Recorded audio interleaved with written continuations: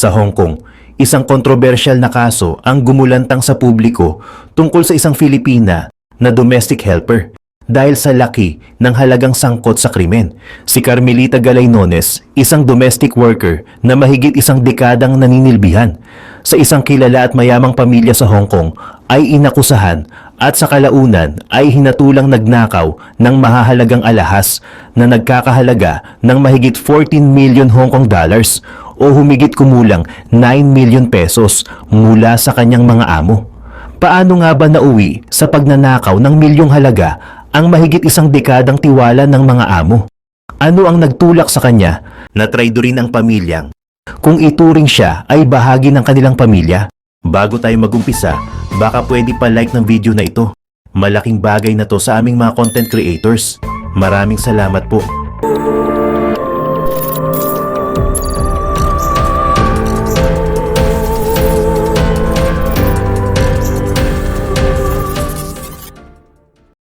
Si Carmelita Galaynones ay tubong La Union at nagtungo sa Hong Kong upang magtrabaho bilang kasambahay. Katulad ng maraming Pilipino sa ibang bansa, layunin niyang matulungan ang kanyang pamilya sa Pilipinas sa pamamagitan ng kita mula sa pagiging domestic worker. Isa siya sa mga kasambahay ng mag-asawang David at Helen Yang na may mataas na posisyon sa lipunan at nakatira sa marangyang lugar ng Deepwater Bay, isa sa pinakaprestihiyosong lugar sa Hong Kong. Ang pamilya Liang ay may koleksyon ng mga mamahaling gamit at alahas na simbolo ng kanilang yaman at impluensya. Sa halos isang dekadang serbisyo, napalapit si Carmelita sa mga amo at napangalagaan ang imahe ng pagiging maaasahan at mapagkakatiwalaan. Hindi akalain ng mag-asawa na magagawa sa kanila ni Carmelita ang ganoong bagay. Mula June 2018 hanggang September 2019, unti-unting isinagawa ni Carmelita ang serye ng pagnanakaw nang hindi napapansin ng kanyang mga amo. Bukod sa mga alahas tulad ng mga kwintas, pendant, bangli, hikaw, bracelet, gold bars, luxury watches, sing-sing at gold coins, kinuha rin niya ang ilang mga gamit na may sentimental value sa pamilya Liang. Kaya naman, ang kabuuang halaga ng mga ninakaw niya ay umabot sa milyon Hong Kong dollars. Sa paglilitis, lumabas na si Carmelita ay gumagamit ng iba't ibang taktika upang maisagawa ang pagnanakaw. Kapag may nawawala, madalas niyang sinasabi na baka na-misplace lang ito dahil sa pagiging makakalimutin ni Mrs. Liang. Agad naman itong pinaniniwalaan ng kanyang amo. Minsan naman ay itinuro ni Carmelita ang ibang kasamahang kasambahay na siyang kumuha ng mga nawawalang gamit. Sa iba pang pagkakataon, bigla na lang lumilitaw ang nawawalang mga gamit kapag tinatanong uli ni Mrs. Liang. Dahil sa kanyang kasanayan sa pagtatago ng kanyang mga galaw, hindi agad na-diskubre ng mga Liang ang kanyang ginagawa. Ang mga jewelries na ninakaw niya ay naisanla sa tulong ng kanyang mga kamag-anak na sa kalaunan ay nadawit din sa kaso.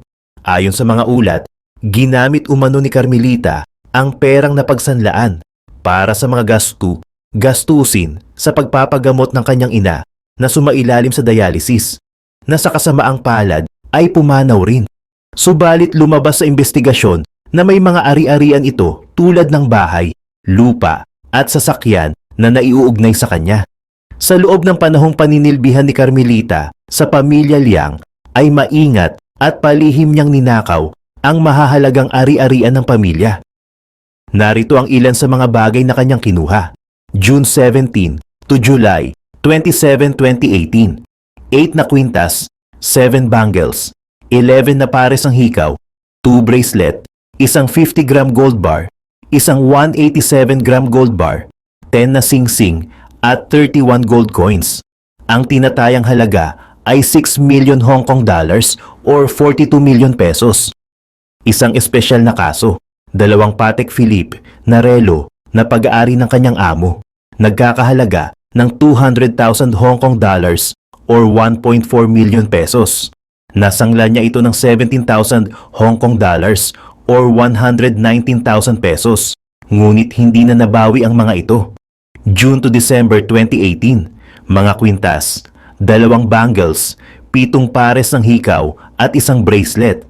September to December 2018.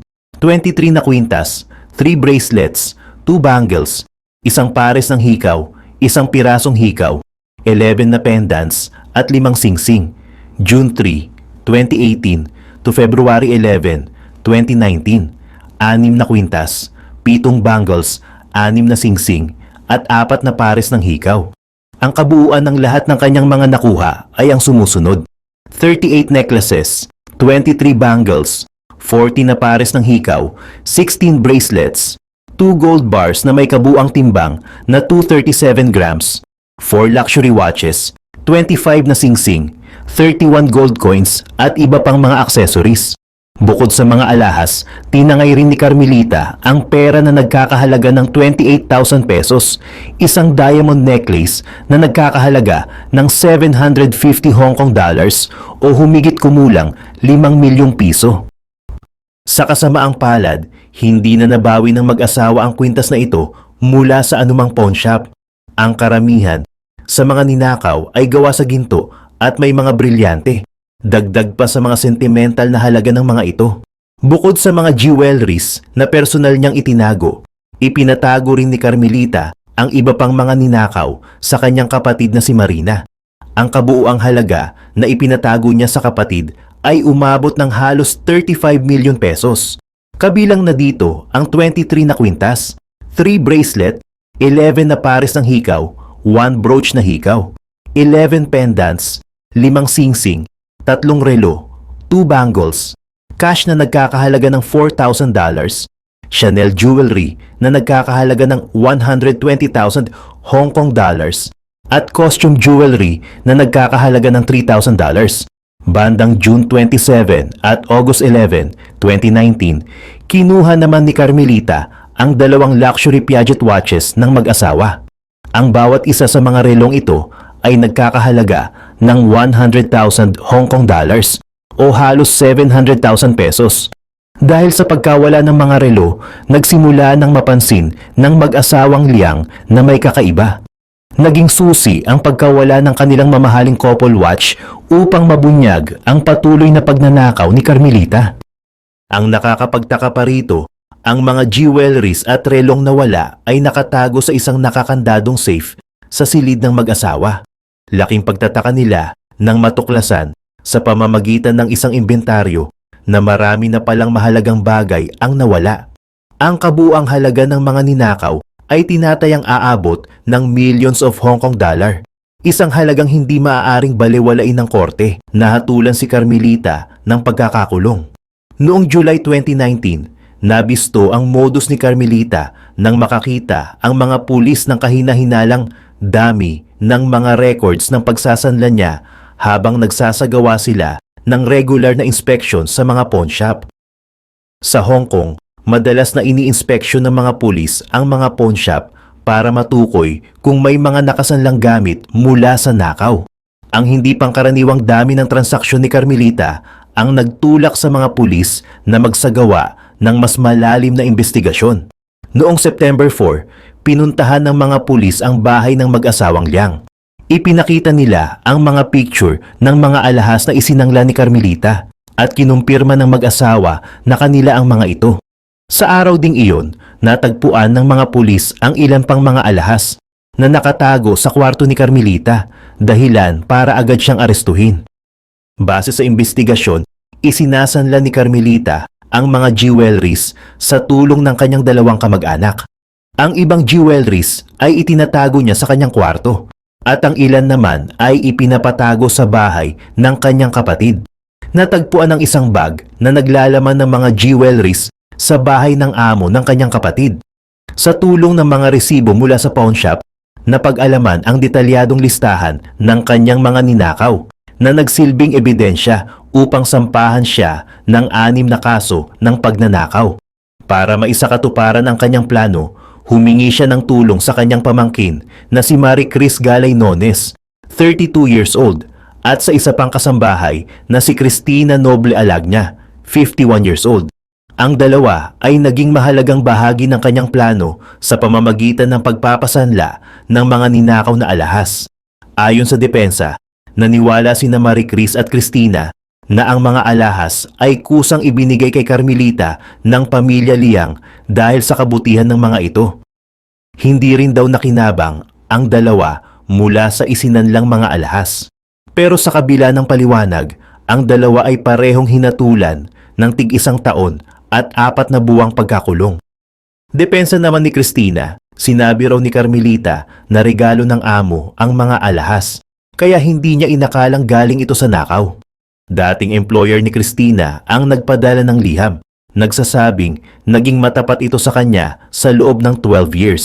Sa kabila ng lahat, voluntaryong tumulong sina Marie Chris at Cristina sa pagbawi ng mga nakasanla. Ayon sa mga ulat, naganap ang mga ito mula June 17, 2018 hanggang July 27, 2019. Sa panahong iyon, isinangla ni Carmelita ang mga alahas sa 5 magkakaibang pawn shop na umabot sa 25 na resibo ang nakuha ng mga otoridad. Bagamat nabawi ang ilan sa mga naisanlang alahas, naging mabigat ang proseso para sa mag-asawang Liang.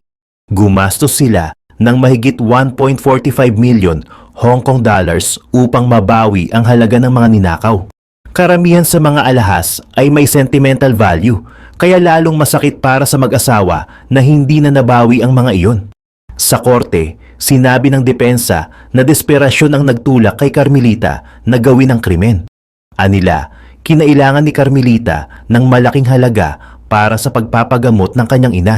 Depensa nito, nagawa nitong magnakaw dahil sa matinding pangangailangan.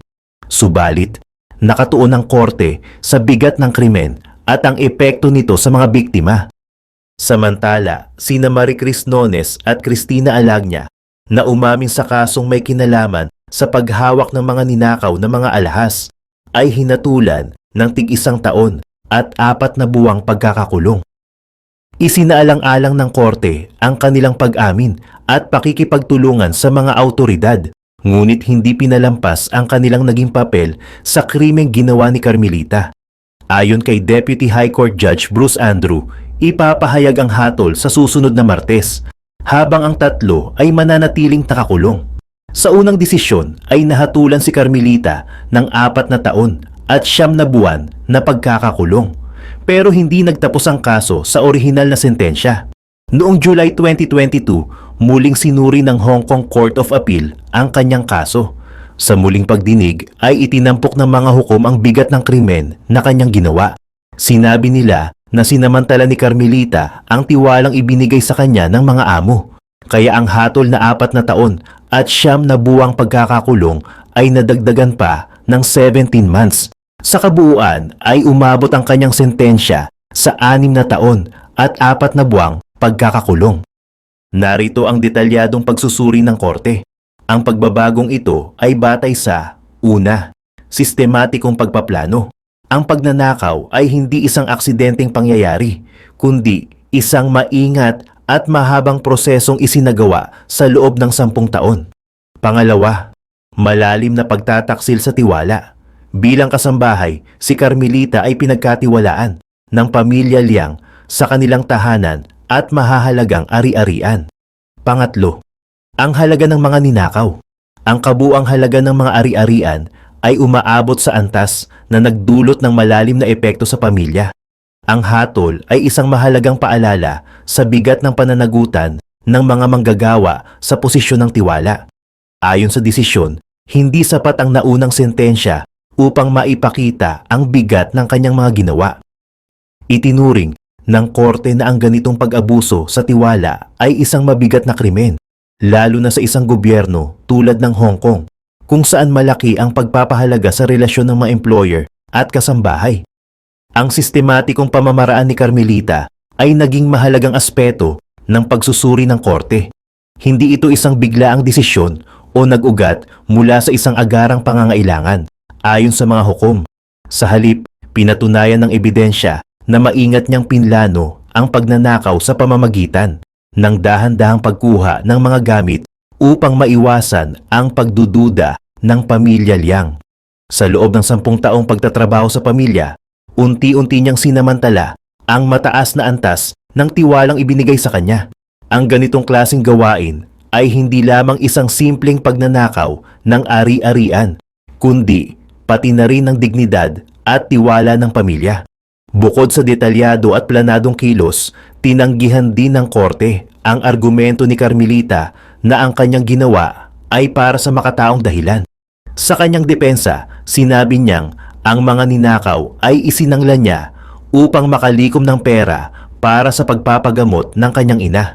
Ngunit ayon sa mga hukom, walang sapat na ebidensyang nagpapatunay na ang perang nakuha mula sa mga isinanlang alahas ay ginamit para sa layuning ito.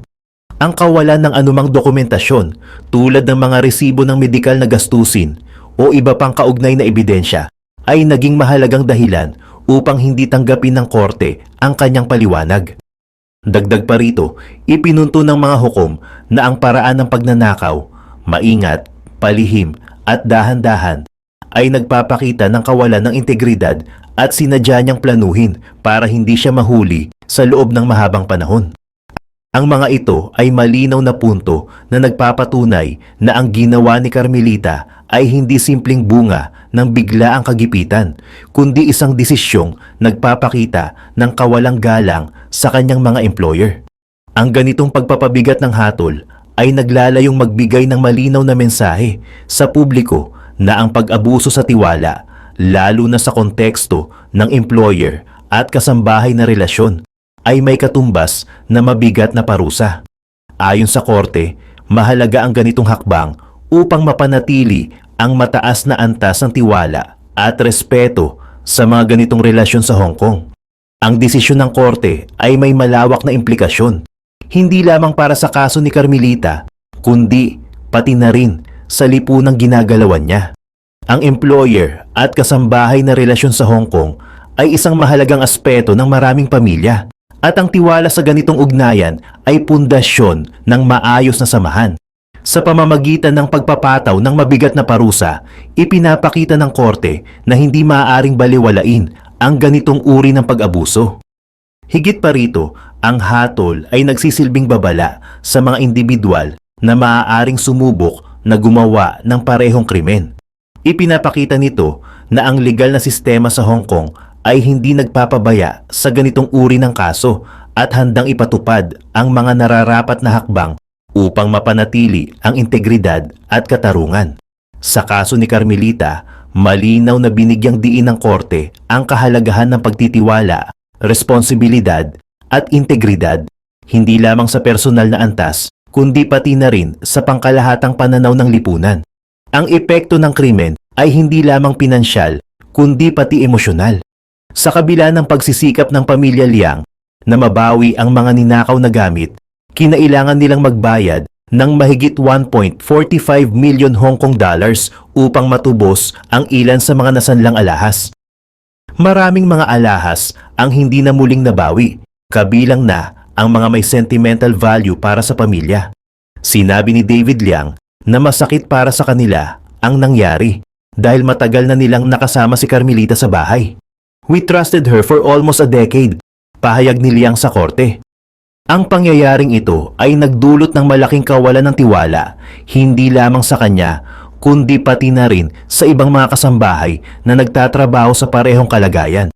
Gayunpaman, may mga nagsabing ang karagdagang sentensya ay masyadong mabigat, lalo na kung isa sa alang-alang ang pangmatagalang epekto nito sa buhay ni Carmelita at ng kanyang pamilya sa Pilipinas. Ang kaso ay nagdulot ng malawakang talakayan sa parehong Hong Kong at Pilipinas tungkol sa kalagayan ng mga domestic worker, ang responsibilidad ng mga amo, at ang mga hamon na kinakaharap ng mga migranteng manggagawa. Habang ang ilan ay naaawa kay Carmelita, iniisip na maaaring kagipitan ang nagtulak sa kanya. Marami ang bumatikos sa kanya dahil sa pagtatraidor sa tiwala ng kanyang mga amo at sa pagdungis sa reputasyon ng mga domestic worker. Ang Philippine Consulate General sa Hong Kong ay aktibong nakialam sa kaso. Sinusubaybayan ang proseso ng korte upang matiyak na naipagtanggol ang mga karapatan ni Carmelita. Sa parehong pagkakataon, ang kaso ay nagsilbing babala sa parehong mga amo at mga domestic worker tungkol sa kahalagahan ng tiwala at transparency sa kanilang relasyon.